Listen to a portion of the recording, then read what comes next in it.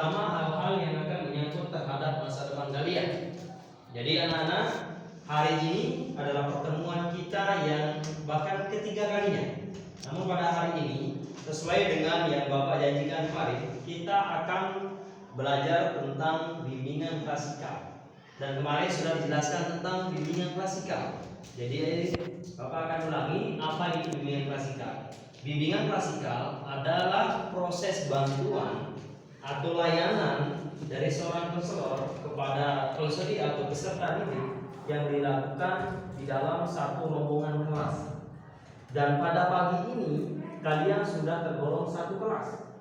Jadi kita akan melaksanakan bimbingan klasikal terhadap permasalahan-permasalahan yang telah kalian hadapi. Sesuai dengan apa yang kalian isi kemarin di angket yang sudah dibagikan, di sana banyak hal yang memang kaitannya dengan media sosial itu masih rendah sekali pemahaman kalian terhadap dampak positif dan negatifnya ketika selesai dianalisis. Maka dari itu, hari ini kita akan belajar lebih dalam lagi tentang bagaimana dampak negatif maupun positif dari penggunaan media sosial. Oleh karena itu, sebelum kita lanjut, jadi Bapak akan absen dulu kalian. Hari ini kalian jumlahnya berapa? Nah, lengkap 22? Sudah lengkap 22? Ada yang nggak masuk? Semua masuk ya? Semua masuk. Baik, karena semua masuk, sekarang kita akan next saja. Namun sebelum kita akan mulai, ini saya akan tes semangat kalian dulu. Oke? Mau tes semangat? Mau. Oke. Siap? Siap. Oke. Kalau begitu, perhatikan saya dan ini kita akan uji fokus kalian karena ada yang masih kosong ini pandangan kalian, ini supaya benar-benar fokus. Oke? Fokus ke depan. Lihat saya, lakukan apa yang saya ucapkan. Jangan lihat apa yang saya lakukan. Oke? Lakukan apa yang saya ucapkan, jangan melihat apa yang saya lakukan. Hitungan sampai 3 kita akan coba. Kalian ikuti. 1, 2, 3. Pegang hidung. Oke. Kita coba lagi. Pegang mata. Tidak usah tidur. Lihat saya gitu. Tapi jangan lakukan apa yang saya lakukan. Oke? Kita akan ulangi. Pegang dahi. Nah, ini masalah ini. Kita ulangi sekali. Oke? Kita cek. Bagi yang belum fokus, kita akan suruh maju ke depan. Siap? Siap. Oke, kita nanti akan kasih tantangan. Kita akan ulang. Pegang hidung. Tinggalkan lagi, pegang leher. Ini bukan leher, ini namanya tengkuk ya. Ada satu lagi. Kita fokus, tinggal sekali putaran. 1, 2, 3, pegang mulut. Oke, semua sudah fokus, tepuk tangan. Baik, anak-anak semua, hari ini kita akan belajar tentang layanan bimbingan klasikal berbasis mindfulness. Oke, berbasis mindfulness untuk mencegah dampak negatif dalam media sosial pada siswa kelas 2 SMA Pembelajaran Indonesia Peringatan oleh saya sendiri. Ini di depan kalian tenang. Pada hari ini kita akan fokus membahas tentang mindfulness, layanan klasikal mindfulness. Tapi ini untuk mencegah dampak negatif dalam media sosial. Media sosial itu sudah jelas bagi kalian kan?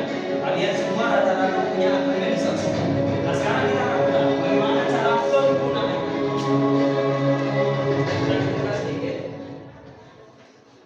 Baik, untuk melakukan layanan bimbingan klasikal ini nanti ada beberapa fase yang harus atau tahap yang akan kalian laksanakan. Nanti ada video ini kalian akan amati juga, dan apa yang kalian dapatkan dari video ini nanti kalian diskusi kelompok dengan beberapa orang yang ada di sini. Kalian nanti akan diskusi kelompok, oke? Nah setelah diskusi kelompok kalian akan menjelaskan salah satu perwakilan dari kalian apa yang kalian dapatkan dari video tersebut.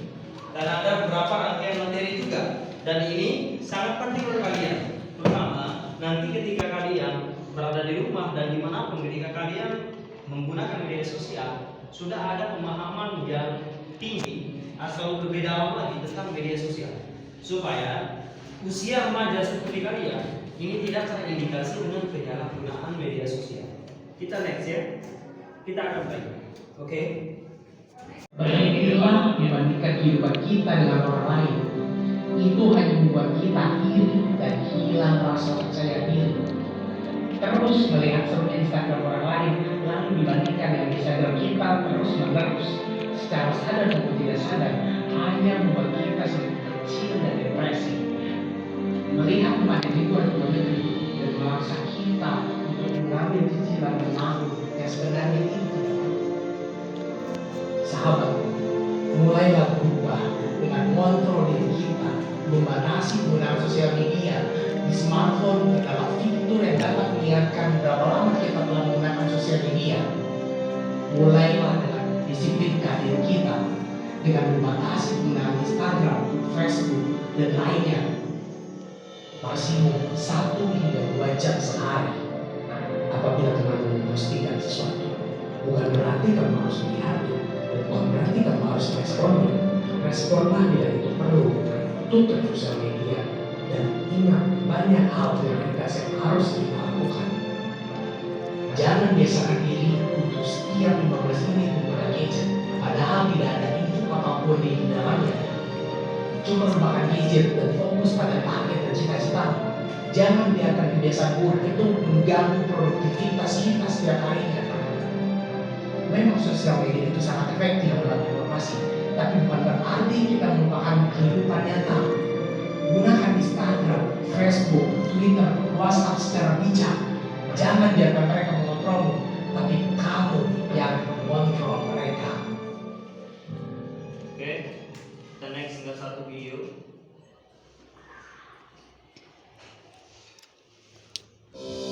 Oke, ini tekniknya ya. Selamat datang di sesi pendidikan kecakapan hidup. Kali ini kita akan membahas tentang berinternet dan media sosial yang aman. Yuk kita simak dulu kisah berikut ini. Suatu hari, Anissa menerima permintaan pertemanan dari Amir. Aminah kemudian mengirimkan pesan terima kasih. Amir dan Anissa mulai sering saling berkirim pesan. Pada pagi hari, malam hari, Amir mengatakan hal-hal yang indah sekali. Anissa tentunya terlihat bahagia. Amir kemudian mengirim pesan mengajak Anissa bertemu pulang sekolah. Amir meminta Anissa pergi sendiri dengan alasan ingin berdua saja dengan Anissa. Amir juga meminta Anissa merahasiakan hal ini. Dan kemudian Anissa akhirnya pergi naik motor di bonceng Amir. Apa yang bisa terjadi selanjutnya?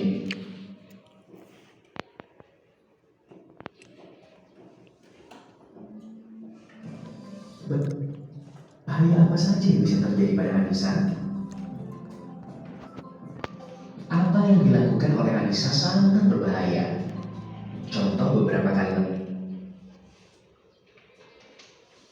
Amir yang menandakan hal ini sangat berbahaya antara lain adalah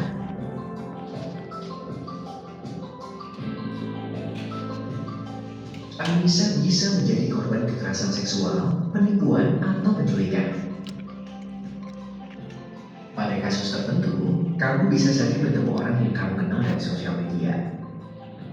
Tapi tentunya tidak bertemu hanya berdua saja atau merahasiakan pertemuan ini.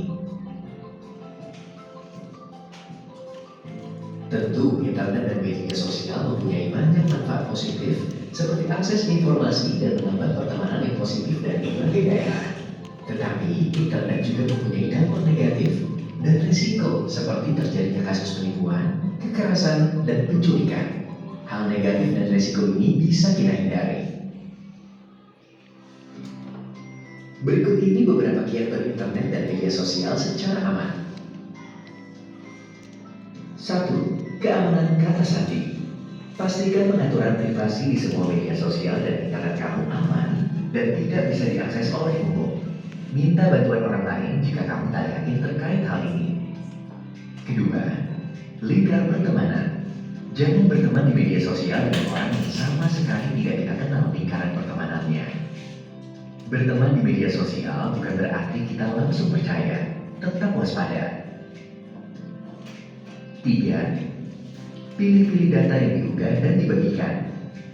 Pikirkan baik-baik apa yang kamu pasang di media sosial. Kamu tidak bisa menjamin dan mengontrol apa yang dilakukan orang lain pada informasi dan data yang kamu kirimkan. Keempat, jangan pernah bertemu secara langsung dengan orang yang kamu kenal di online secara sendirian. Beritahu orang tua, guru, atau orang dewasa lainnya. Kamu bisa saja sedang menjadi korban identitas palsu, penipuan, atau tindakan kejahatan lainnya. Untuk lebih memahami cara berinternet dan bermedia sosial secara aman, coba kamu dan teman-temanmu diskusikan kasus selanjutnya. Kamu bertugas mengeksplorasi resiko-resiko yang dapat terjadi pada situasi tersebut dan bagaimana cara menghindarinya atau menghadapinya untuk menjamin kita tetap aman. Ini ada dua suku kata. Ada penggunaan sama media. Jadi penggunaan itu apa? Media itu apa? Sekarang di sini sudah dijelaskan. Oke. Kata penggunaan dalam kamus besar bahasa Indonesia memiliki arti yaitu proses. Proses cara perbuatan memakai sesuatu atau pemakaian. Penggunaan merupakan kegiatan dalam menggunakan atau memakai sesuatu seperti sarana atau alat. Penggunaan media disebabkan oleh adanya kebutuhan yang timbul dari lingkungan sosial dan psikologis dan khalayak menggunakan media untuk memuaskan kebutuhannya. Jadi ini arti sebuah penggunaan. Sedangkan media sosial ini menurut Pandik dalam Dewi 2022 berpendapat bahwa media sosial itu adalah platform. Platform itu adalah sebuah alat ini yang kita gunakan. Ada platformnya itu misalkan seperti aplikasi-aplikasi yang disediakan. Paham tak? Tahu tak aplikasi? Oke. Jadi media sosial itu adalah platform media yang fokus pada eksistensi pengguna untuk memfasilitasi dalam berbagai aktivitas. Misalkan kita mau ekspos diri kita untuk berjual beli. Di Facebook itu ada marketplace-nya. Kemudian kita ada misalkan Shopee, Lazada. Kalau kebutuhan kita tentang transaksi jual beli. Kalau kebutuhan kita misalkan tentang sebuah fotografer, maka tentu ada icon-icon kamera yang bisa kalian dapatkan itu di Play Store. Itu namanya platform. Jadi selain itu media sosial juga dikatakan sebagai kumpulan perangkat lunak yang membantu individu dalam berkumpul, berbagi, berkomunikasi serta berkolaborasi. Kita misalkan ini flashback ke beberapa bulan kemarin atau tahun kemarin, kita sudah diliputi dengan masa COVID-19.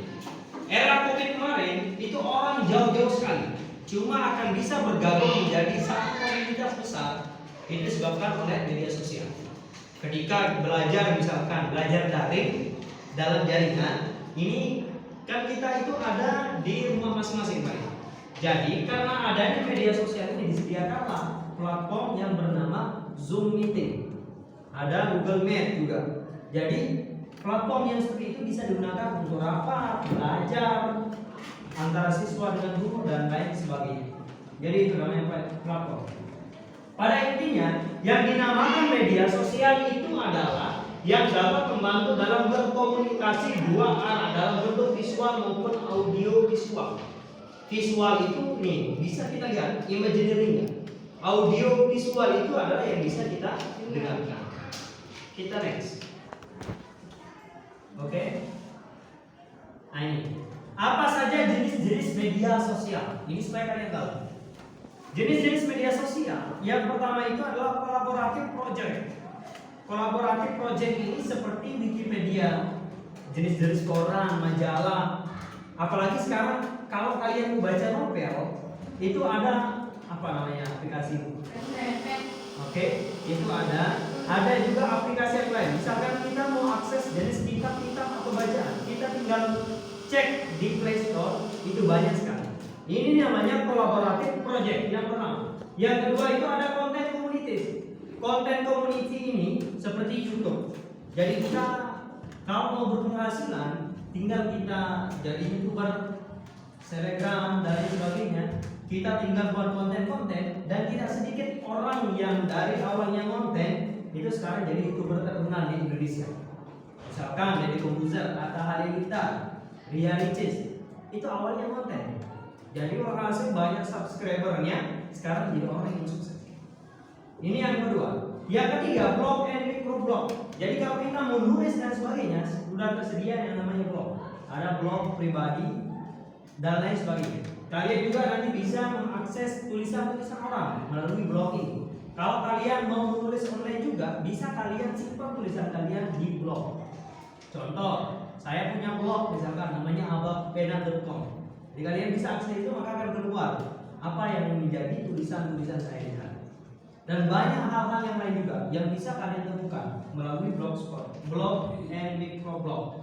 Kemudian selanjutnya yang keempat ada namanya social networking situs. Jadi social networking situs ini seperti Facebook, WhatsApp, Telegram. Jadi kita gunakan untuk akses internet di sini.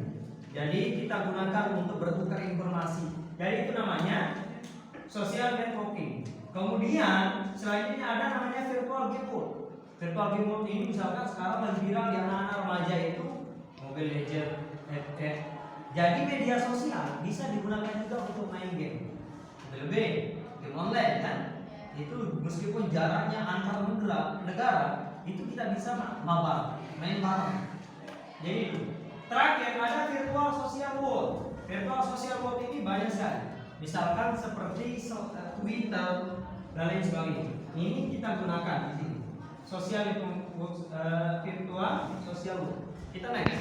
Jadi ini jenis-jenis dari platform media tersebut. Selanjutnya, dampak dari penggunaan media sosial. Sesuai dengan angket yang sudah kalian isi kemarin, itu di sana banyak sekali memang kalian menjawab bahwa akun-akun media sosial itu banyak kalian miliki, baik itu dari Facebook, WhatsApp, Instagram. Dan ini bukanlah sesuatu yang asing bagi kalian, karena kalian semua rata-rata sudah memiliki. Oke, ini dampak-dampak media sosial. Yang pertama ada dampak positif. Dampak positif, personal branding is not only figure, it's for everyone. Atau berbagai media sosial seperti Facebook, Twitter, YouTube, WhatsApp, dan lain sebagainya dapat menjadi media untuk orang berkomunikasi, berdiskusi, bahkan mendapatkan popularitas di sosial media. Jadi kita gunakan media itu untuk berdiskusi, bertukar informasi, tahu sesuatu.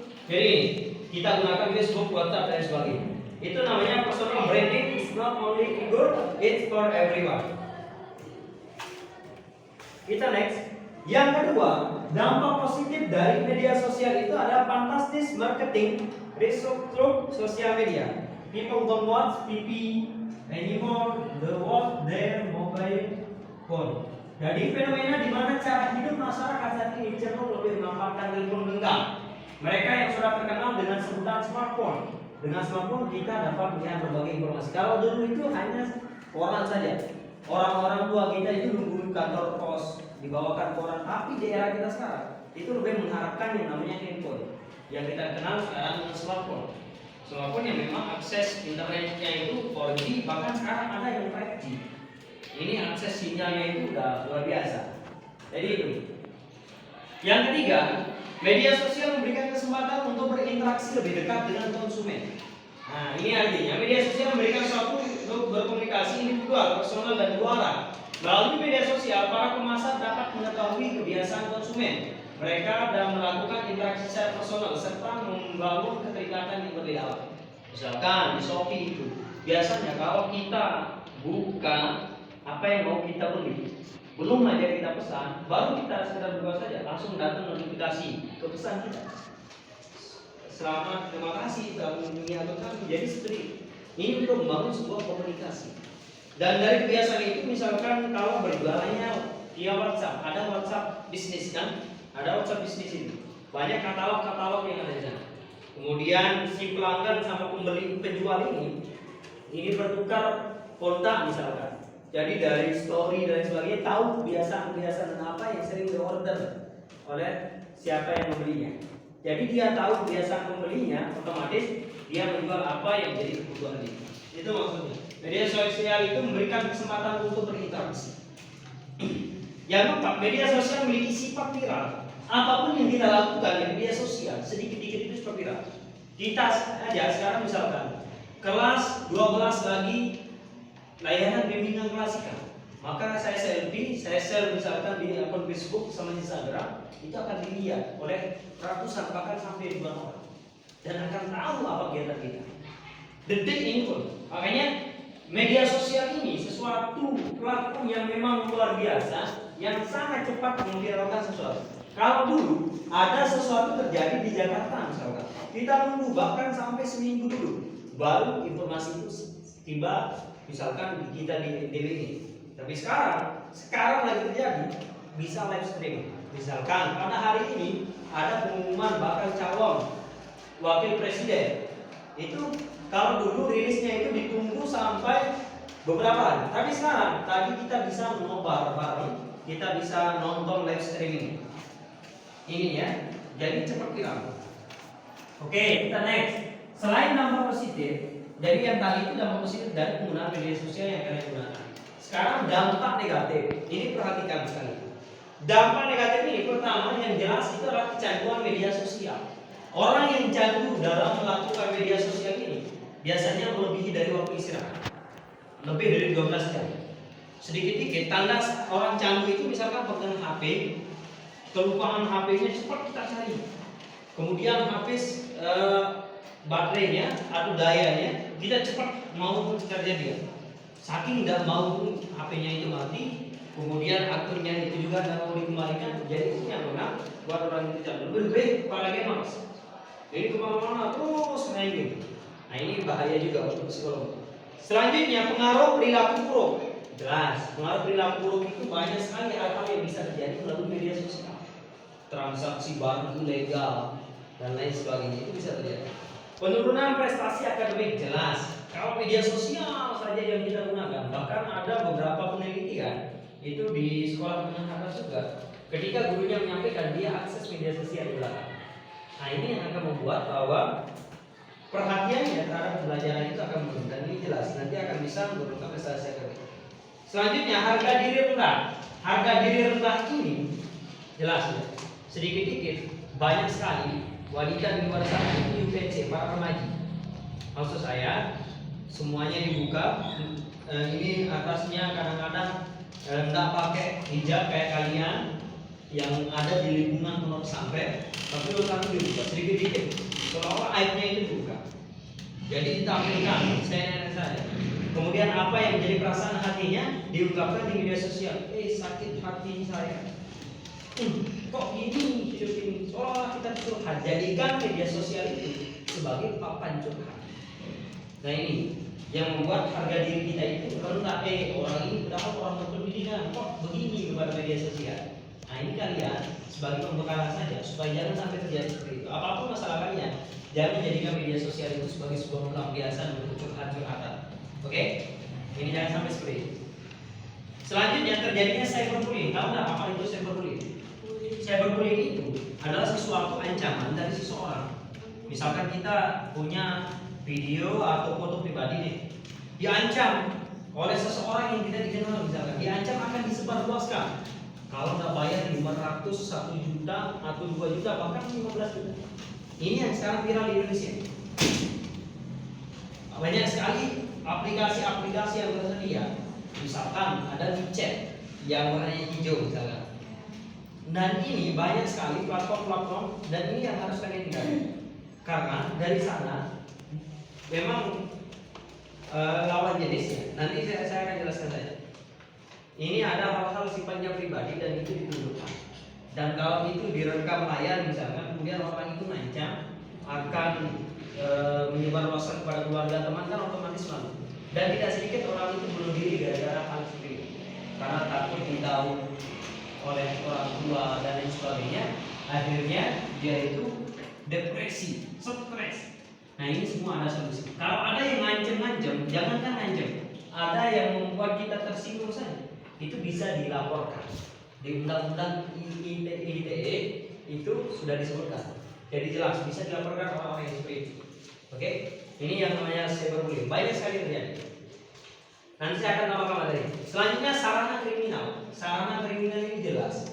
Sarana kriminal ini banyak sekali transaksi-transaksi sesuatu yang sifatnya ilegal, sesuatu yang sifatnya bentuk sarana kriminal ini misalkan ada persekongkolan, pembunuhan dan lain sebagainya. Itu banyak hal yang terjadi dari yang namanya media sosial. Yang terakhir pornografi. Nah ini kasih bukan terakhir ya, selanjutnya pornografi. Pornografi ini banyak sekali, meskipun misalkan di akun YouTube itu sekarang YouTube, tapi banyak sekali orang menggunakan link yang terlarang itu untuk membuka sesuatu yang sifatnya pornografi. Dan ini jangan sampai ya kalian itu kalau ada link sembarangan jangan sampai ditekan. Nanti akun kalian, data kalian itu akan diretas. Kalau diretas, otomatis akun Google kalian akan ditahu sama orang dan itu akan disalahgunakan. Apapun foto yang kalian simpan di handphone, smartphone itu akan bisa diakses oleh orang yang ada di luar sana. Termasuk konten yang kalian simpan itu akan bisa diakses oleh mereka yang tidak bertanggung jawab. Dengan kata lain, para hackers. Makanya jangan sampai sembarangan klik link sembarangan. Gratis kuota 100 GB. Misalkan kita link disuruh bagikan, oh itu ini salah satu Anda. Itu link semua. Oke, jangan mudah percaya. Selanjutnya kaburnya privasi seorang. Dari media sosial ini privasi orang itu kabur, artinya hilang. Kenapa saya bilang hilang?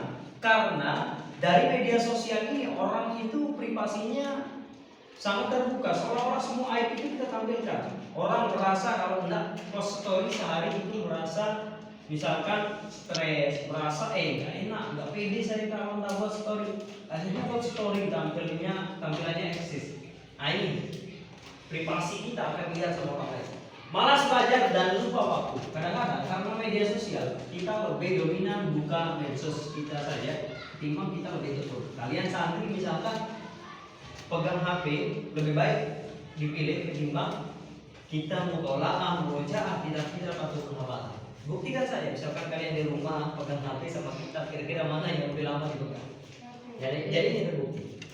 Oke, ada video berikut ini, kita simak sama-sama ya. Jadi apa materi yang kalian dapatkan tadi sama video ini apa yang kalian dapatkan sebagai layanan informasi untuk kalian. Oke. Para pecandu Instagram, WhatsApp, dan Facebook. Bukan jangan tanya saya juga masyarakat Pak. Tanyanya ke penyelenggara pemilu yang harus sosialisasi Pak. Yang penggunaannya Oke. Tidak. di 2 miliar dolar melebihi jumlah pengikut setiap agama di dunia. Udah ya. Tentang konspirasi. Contoh. Ini apa? Menurut kamu, apa yang bisa dilakukan Sulaiman? Diskusikan kasus tersebut dengan teman kamu dan diskusikan dengan guru. Sebagai bentuk, berikut ini kembali kami ingatkan cara berinternet dan bersosial media secara aman yang perlu selalu kamu ingat dan terapkan. Pertama, privasi dan kata sandi. Pastikan pengaturan privasi dan kata sandi di semua media sosial dan internet kamu aman agar tidak bisa diakses oleh umum. 2. Lingkaran pertemanan. Blok siapapun yang mengirim pesan-pesan yang tidak berkenan atau tidak sopan. Selalu cerita dan diskusikan apapun yang kamu alami di media sosial kepada orang dewasa, orang tua, atau guru. Jangan terlibat dan melakukan ini lewat internet atau media sosial. Ketiga, pilih data. Tidak semua yang kamu baca secara online adalah benar. Kamu bisa saja menjadi korban dari identitas palsu, penipuan, atau hoax. Pikirkan baik-baik apa yang kamu pasang di media sosial. Kamu tidak bisa menjamin dan mengontrol apa yang dilakukan orang lain pada informasi dan gambar yang kamu kirimkan. 4. Yang dijelaskan sebelumnya yaitu kesadaran penuh. Jadi sebelum kita lanjut, mindfulness itu adalah kesadaran yang dipupuk dengan mempertahankan perhatian secara sengaja pada saat ini dan tanpa menghakimi. Kalian bisa saja membaca ini. Mindfulness adalah keadaan kesadaran penuh dalam hal apapun. Jadi menggunakan indera kita, penglihatan kita, sadar terhadap segala situasi dan kondisi. Karena lebih-lebih di dalam bermedia sosial, tanpa ada suatu kesadaran penuh dalam diri kita, maka kita akan mudah sekali terbawa ke dampak-dampak negatif dalam bermedia sosial. Termasuk yang sudah saya kumpulkan, yaitu kalian yang kelas 12 ini. Nah, kelas 12 ini, kelas 11 ya, kelas 11 yaitu kelas 2 MA Hululiron yang saya kumpulkan. Ini banyak sekali, ya memang sesuai dengan apa yang sudah kalian sampaikan terindikasi dengan dampak-dampak negatif dari sebuah media sosial. Maka dari itu kita akan menggunakan mindfulness ini sebagai sebuah terapi untuk kita supaya bagaimana bisa melatih kesadaran penuh terhadap sesuatu. Nanti saya akan analogikan bahwa media sosial itu adalah sesuatu. Nah nanti ya. Sekarang kita akan praktik, akan dibantu oleh praktikan. Saya sendiri. Kita sekarang akan praktik. Boleh? Oke. Kalau kita apa yang ada di depan kalian, ini itu saja. Bisa lewat apa? Lewat apa saja. Oke. Kita akan praktik sekarang. Coba dilepas dulu apa yang ada di depan kalian. Posisi kalian dulu ini taruh kakinya di bawah, rapi. Oke. Supaya kita benar-benar fokus. Kita akan mulai ya. Kita akan praktik.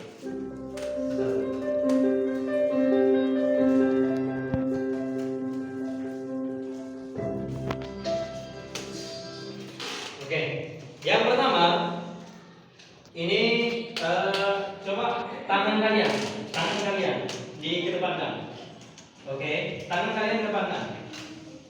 Kita akan coba untuk, nah, oke, kepal lepas, sambil dirasakan, oke, sambil dirasakan. Coba taruh di atas sini, oke, taruh. Satu hitungan sampai 3, kalian kepal, pelan, ini mati. 1, 2, 3, oke, kepal, lepas, rasakan, oke. Karena saya hitung sampai 3, ini agak ringan. Kalian kepal, 1, 2, 3, kepal, lepas. Sekarang agak beratan dikit, 1, 2, 3, berat, oke, berat sekali, berat, oke, genggam, lepas. Sekarang kita akan ringankan, sangat ringan, tapi pelan-pelan. Relax saja, 1, 2, 3. Oke. Sekarang tangan kiri kalian angkat, tangan kirinya, sambil dipijat-pijat tangannya, Oke. Setelah kalian pijat-pijat tangannya, sekarang yang saya harapkan dari kalian, jadi pijat tangannya, supaya relax. Oke, sudah ya, sudah ada pegal-pegal ya. Taruh sekarang tangannya. Oke. Sekarang hitungan sampai 3. Kalian dengar semua suara yang ada di sekitar kalian.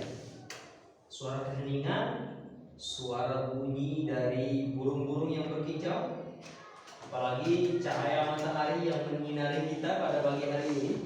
Ini bisa membuat kita itu lebih tenang. Jadi hitungan sampai 3, kalian dengarkan suara yang ada di sekitar kalian. Oke? Ini dengan hitungan sampai 3, kalian pejamkan mata dulu. 1, 2, 3.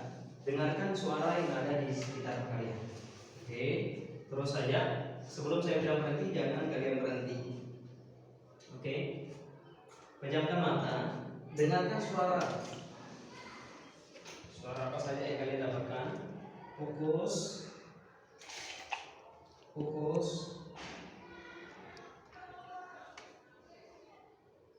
Ciptakanlah suara-suara baru tersendiri. Oke, sudah? Oke, 1, 2, 3, buka mata kalian. Dan sekarang coba kalian berdiri semua. Oke, kalian berdiri. Taruh tasnya yang pakai tas supaya lebih rileks. Oke, sudah? Sudah kalian berdiri. Oke, setelah itu coba ginikan kaki kalian. Oke, angkat kakinya. Sudah, tekuk. Sudah ditekuk kakinya. Lepas. Oke, yang kanan. Ini supaya lentur tubuhnya. Oke, angkat 1. Lepas. Nah, sekarang coba dulu. Tutup. Coba pegang kaki kalian. Pegang saja. Pegang. Sambil dipijit. Oke, dipegang saja. Oke, setelah itu coba lepas. Sekarang yang perlu saya kasih kalian lihat ini ada gambar ya.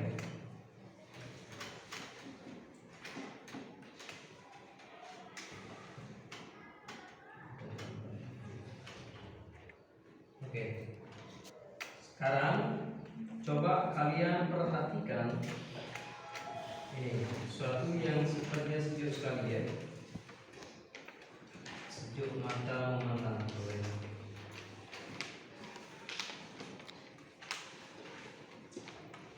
Ini perhatikan suasana yang ada di kiri kanannya. Perhatikan, coba berdiri. Oke, lihat ke kanan, coba lihat sawah yang ada di sana. Sangat hijau. Kita lihat di sana misalkan padinya itu panjang sekali, hijau, tenang dan damai. Oke, munculkan sebuah ketenangan sampai kalian itu tenang melihat yang ada di sana. Sejuk mata kalian memandang, lihat sebuah kehijauan yang sangat banyak.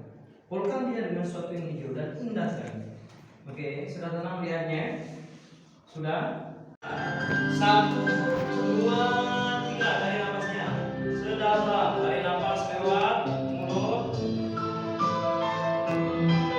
Lepas hidung dulu. Tarik lewat hidung. Dalam-dalam sekali. Terus sampai kalian tenang. Lepas.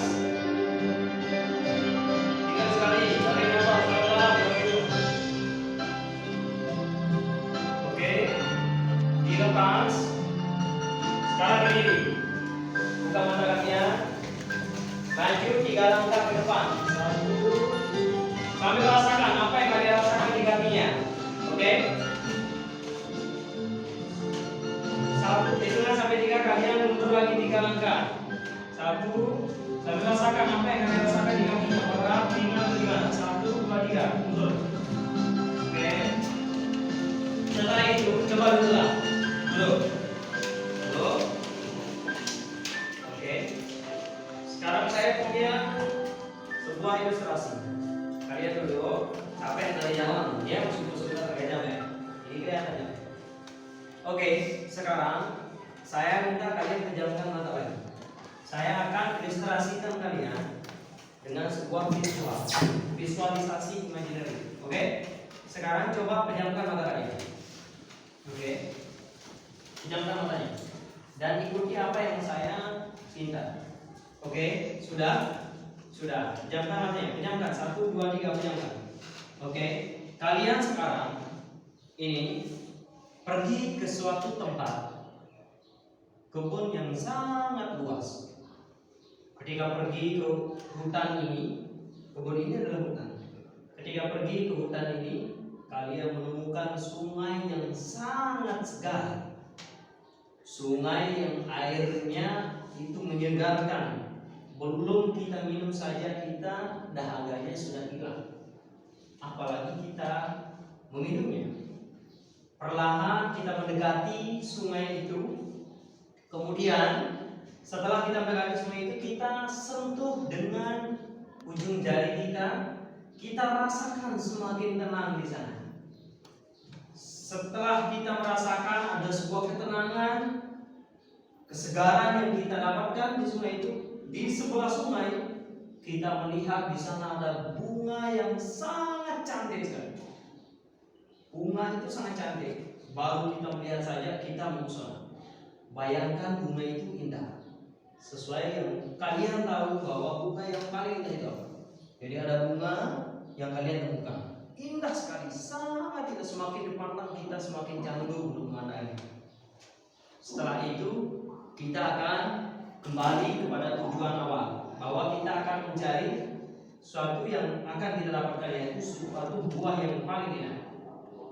Setelah itu kalian sekarang lanjutkan perjalanan meninggalkan sungai itu, dan ketika di perjalanan itu ternyata buah yang dicari itu ditemukan. Buah yang sangat enak bagi kalian. Temukan buah itu. Ketika kalian mau menemukan buah itu, kalian bisa petik sendiri dari bawah tanpa menyaingi pohonnya.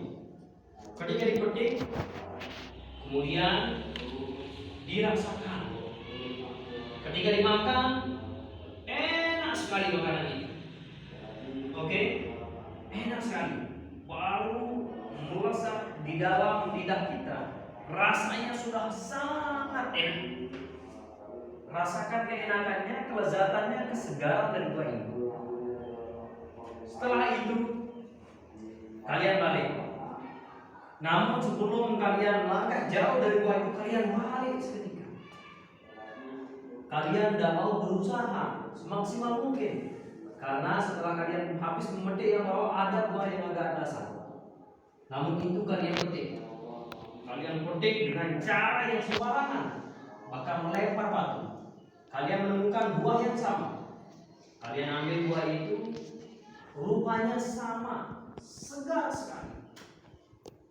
Kalian ambil dan makan. Belum menyentuh pada lidah kalian, sampai di lidah kalian baru kalian cicipi. Lidah kalian merasa pahit banget. Sampai isi perut kalian itu mau keluar. Saking tidak enaknya buah yang kedua ini.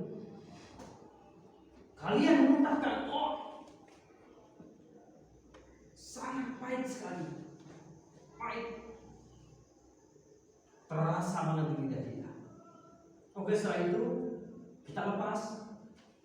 Kita pergi kepada suatu perkampungan yang dekat, kampung kecil, Bedeng.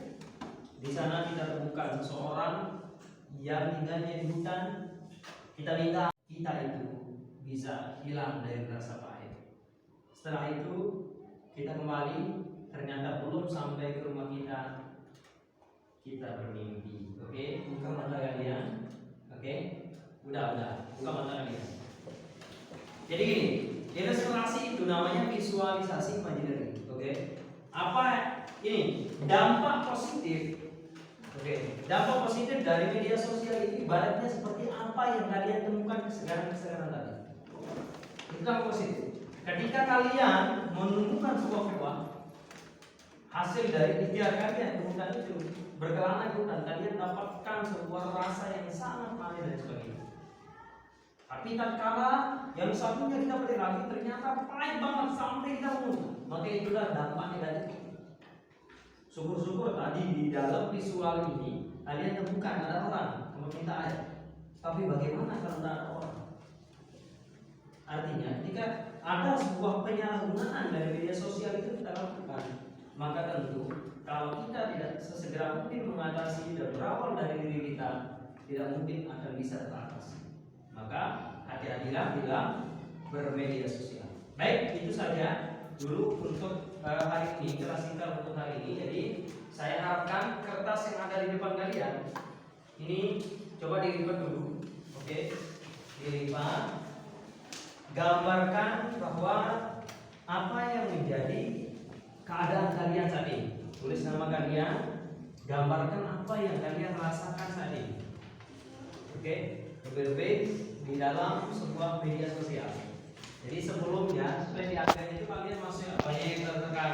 Tapi setelah kalian pahami hal ini, oke, dengan layanan klasikal tadi, apa yang sudah kalian dapatkan? Oke, apakah sudah ada pemahaman yang kalian dapatkan sehingga nantinya kalian tidak akan menjadi suatu hal yang memang menyalahgunakan media sosial itu ketika kalian pegang smartphone dan sebagainya. Oke, silakan tulis saja. Di jeda dulu, coba di jeda.